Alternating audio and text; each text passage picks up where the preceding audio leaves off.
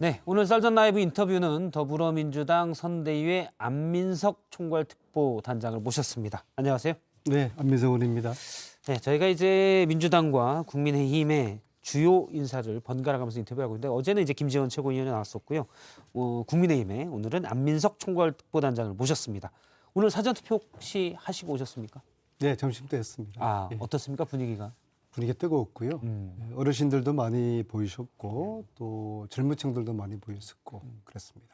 누굴 지지하든지 사실 투표권 행사는 중요한 거죠. 네, 저도 기도하는 심정으로 투표했습니다. 아니, 기도하는 심정까지 네, 간절하죠. 간절하게. 예, 알겠습니다. 역대급 비호감 대선이다라는 말이 사실 있지만 사전 투표율은 4시 현재 14.1%로 현재는 높게 나오고 있습니다. 지난 2020년 총선과 비교해서 4.4%포인트가 높고요. 이 격차만 유지해도 뭐 30%가 사전 투표율 높을 것 같아요. 이렇게 높은 이유는 어디에 있다고 보십니까? 내일까지 사전 투표 마치게 되면은 제가 볼 때는 3분 중에 1분의 유권자가 투표를 사전할 것이다 보는데요. 예. 3가지 이유라고 봅니다. 첫째는 코로나 때문에 이 사람들이 나누어서 예. 하는 심리 이게 발동했다고 보고요. 그다음에 두 번째로는 아무래도 초박빙의 선거니까 예. 각 진영에서 이제 총동원을 이제 한 것입니다.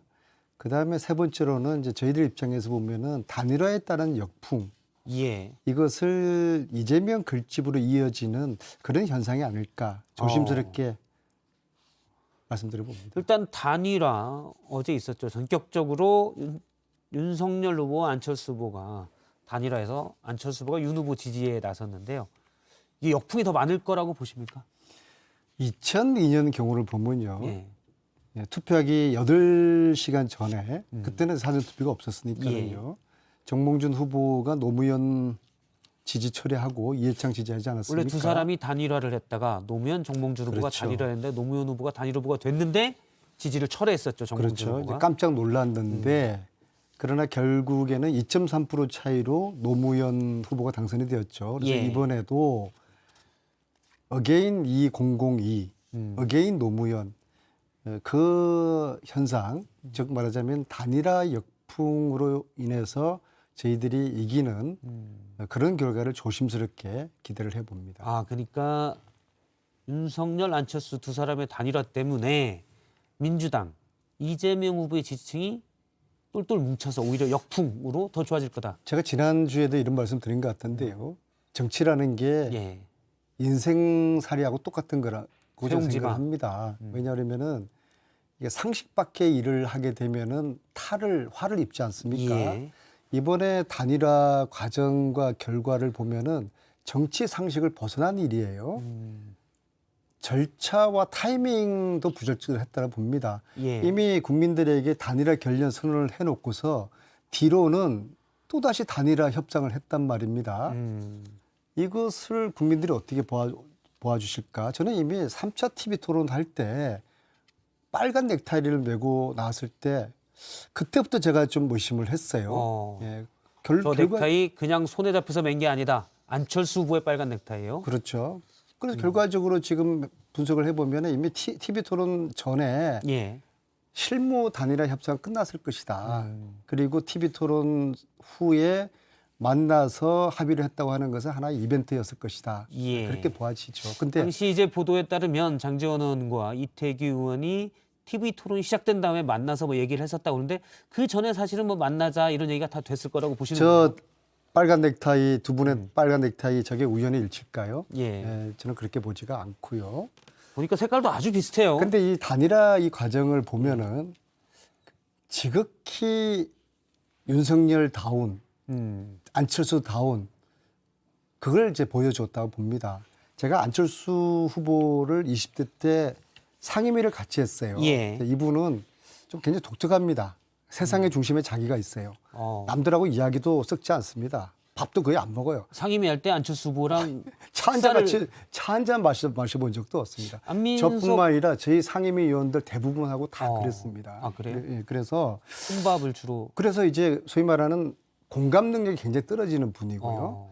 윤석열 후보도 보면은 국민들이 어떻게 생각하든지 간에 뭐 후쿠시마 방사능 문제 없다라고 말씀하시는 것부터 해서 굉장히 독특한 분이에요. 뭐 페미니즘을 휴머니즘이라고 말씀하시고 이런 뭐 무지함도 드러내셨고 이게 예. 자기의 이야기가 국민들에게 어떻게 비출까 대중적인 공감 능력이 떨어지는 두 분이 이런 단일화 협상도 보여주는 거 보면은 두 분다운 그런 모습을 보여줬다. 그렇게 공감 봅니다. 능력이 떨어지는 단일화였다는 말씀이실까요? 좀 더 구체적으로 두 분의 그게 그- 어디서 나오는 거지? 두 분의 그런 특성이 예. 그런 과정이 국민들에게 단일화 없다라고 다 해놓고서 그리고 그 두 분이 막 서로 비방하고 싸워요. 물론 이제 윤석열 후보의 경우는 단일화를 기다리겠다고 했고 계속 안철수 그렇지만 후보는 윤석열- 이제 끝났다고 얘기를 네, 했었죠. 그렇지만 윤석열 후보 측에서는 계속 안철수 후보를 디스를 하고 비방을 하지 않았습니까? 그래서 국민들은 이게 다 끝났구나라고 생각을 했는데 예. 국민들의 뒤통수를 치는 그러한 과정은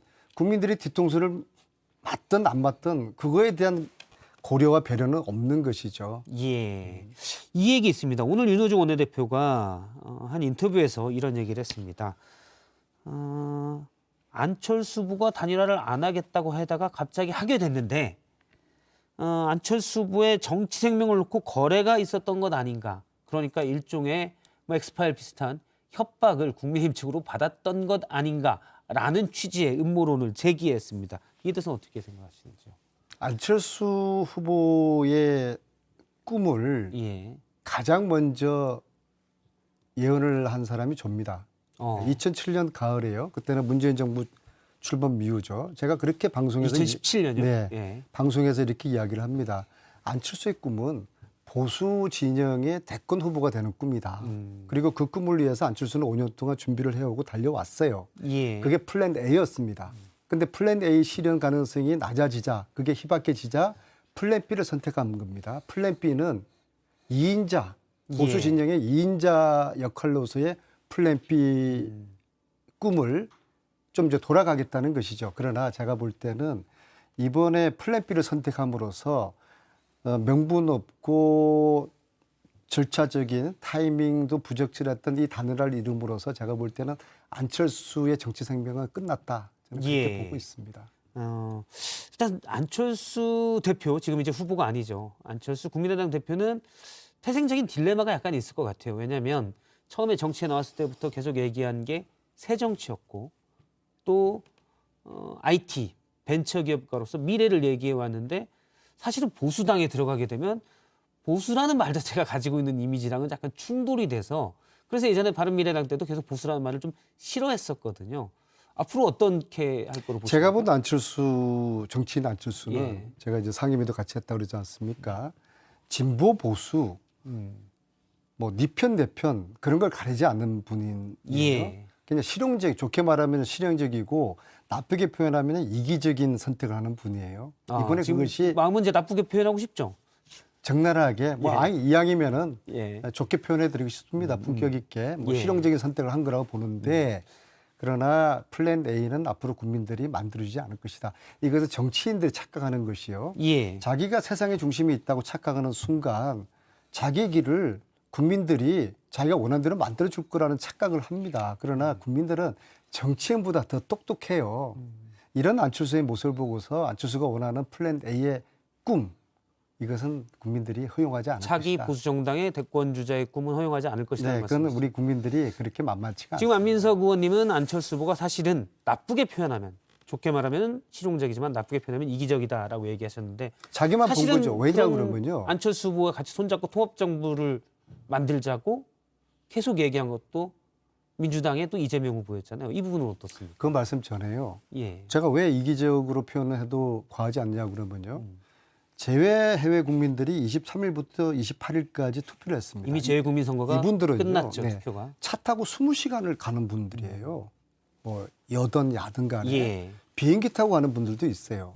이분들에게 뭐라고 이야기를 할 것인가? 이분들이 가지고 있는 어떤 실망감, 배신감, 이분들 중에서도 안철수 후보를 지지했던 분들이 있지 않겠습니까? 이거 여기다 답해줘야 됩니다. 그리고 지난 10년 동안 안철수의 나름대로 정치 노선을 지지해왔던 그분들에게 이렇게 야밤에 밀실야합을 한 단일화에 대해서 예. 그분들에게 어떻게 설명할 것인가? 오로지 자기 자신만 본 거죠. 자기 자신의 플랜 B를 통해서 플랜 A로 가겠다는 그 자신의 정치적인 행보만을 때문에 제가 예. 이기적인 선택이라고 표현해도 과함이 없다고 보고요. 그다음에 지금 말씀하신 거는 야합과 연대는 차이가 있다고 봅니다. 야합 같은 경우는 권력 나눠먹기죠. 예. 예, 절차도 명분도 과정도 잘못된 것이죠. 국민들이 납득하기 어려운 것이 상식선에서. 그래서 상식을 벗어난 이런 야합적인 행위, 그리고 이제 안철수, 윤석열은 대한민국의 대표적인 금수저 출신들이지 않습니까? 금수저 연대가 이루어진 것이죠. 반면에 금수저 연대요. 네. 예. 그다음에 김동연, 이재명은 흑수저 연대가 이루어진 것이죠. 김동연 후보 프레임은 이제 역시도 처음 듣지만 일단 귀엔 잘 제가 들어오네요. 프레임을 좀 잘 만든 네. 편인데요. 금수저 연대와 생각이 흑수저 났습니다. 연대 네네. 대결이다. 김동연 후보도 금정고시를 통해서 굉장히 금정고시가 아닙니다. 상고 출신의 예. 굉장히 역경을 불굴의 의지로 헤쳐나온 사람이거든요. 두 분 다 3M의 사람입니다. 3M이 뭐냐 그러면은 3M 이요? 맨 땅에 맨발에 맨손으로 그렇게 인생의 역경을 헤쳐나간 흑수저들이 뭉친 것인데 3M도 지금 생각한 그거는 제가 이제 평소에 좀 쓰는 그렇죠. 용어인데요. 영어이기 네. 때문에 쉽게 생각할 그래서 수 이제 이분들은 통합정부라는 가치 연대를 한 것입니다. 통합정부라는 가치 연대를 한 연대와 권력 나눠먹기를 한 야합과는 좀 다르다. 차이가 있다고 저는 봅니다. 이거 하나만 여쭤보겠습니다. 윤석열 후보의 부동시 문제들 지난번에도 사실 안민석 의원이 얘기를 하려고 했는데요. 어제 법사위에서 일부 자료를 가지고 얘기했습니다. 부동시 때문에 군면제를 받았는데 이게 의혹이 있다라는 말씀이신데 어떤 건가요? 만약에 병력 비리 기피자가 국군 통수권이 된다면 예. 이건 있을 수가 없는 거죠. 박 기자님도 제가 알기로 부동시였는데 군대를 다녀오신 걸로 알고 있고 제 눈도 저도- 두 개가 똑같진 않습니다. 저도 예. 31살에 미국 유학 갔다 와서 애까지 있는 상태에서 군대를 40개로 갔다 왔어요. 예. 저희 같은 사람들이 볼 때는 군대를 뺀 사람들이 딱 저건 군대를 좀 군대 기피를 했구나 느껴지는 것이거든요. 시력이 나빴다 좋았다 나빴다 될 수가 예. 없는 것이죠. 그래서 윤석열 후보도 이 의혹이 억울할 수가 있어요. 제가 간단한 억울함을 풀 수 있는 방법을 말씀드립니다. 지금 당장에 안과든 안경점이든 가서 1분이면 됩니다. 예. 시력 검사 받으셔서 이 국민적인 의혹에 스스로가 풀어줘야 된다. 성실하게 의혹을 규명할 의무가 있다고 봅니다. 알겠습니다. 더불어민주당 이재명 선대위의 총괄특보단장인 안민석 의원과 얘기를 나눴습니다. 고맙습니다. 네, 고맙습니다.